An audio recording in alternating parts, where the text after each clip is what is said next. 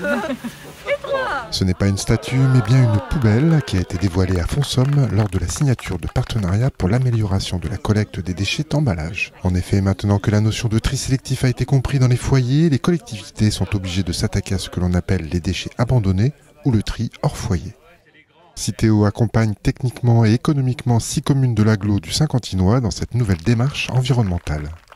Citeo, c'est un éco-organisme qui a pour mission de limiter l'impact environnemental des emballages et des papiers graphiques avec une stratégie qui est dite des 3 R. Donc le premier, c'est la réduction. On aide les industriels à concevoir des emballages qui ont le moins d'impact, qui sont plus facilement recyclables, donc le juste emballage. Le deuxième, c'est le réemploi.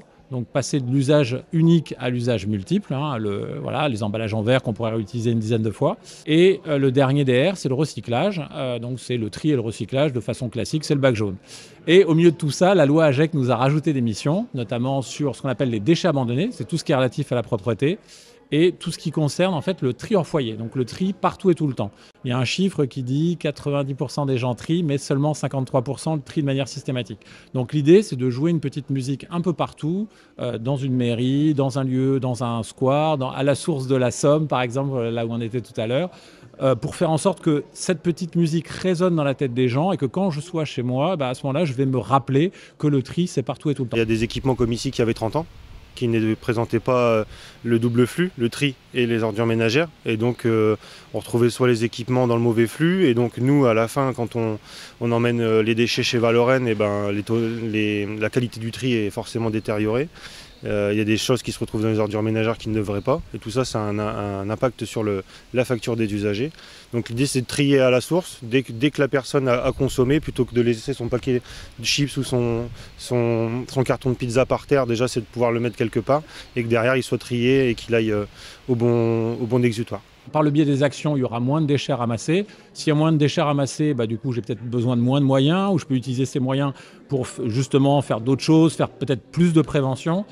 Sur le tri hors foyer, c'est pareil. En fait, on sait que les déchets qui se retrouvent jetés de façon indue sur les trottoirs dans les milieux urbains ou dans les milieux naturels finissent dans tous les cas dans les milieux naturels. En fait, tous ces emballages vont se retrouver dans la nature, personne ne les ramassera parce qu'ils vont être trop loin. Et du coup, effectivement, cette idée d'insister sur le tri hors foyer, sur les déchets abandonnés, c'est vraiment l'idée d'amener les gens à avoir un comportement plus vertueux. Et donc, ça aura un impact sur l'environnement, sur la biodiversité et aussi sur l'attractivité des villes. Parce qu'une ville plus propre, c'est une ville plus agréable, on a plus envie d'être.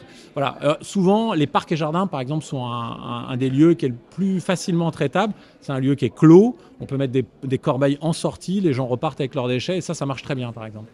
2 conventions ont été signées lors de cette journée, une pour l'agglomération et la seconde pour la ville de Saint-Quentin dans le cadre de la lutte contre les déchets abandonnés.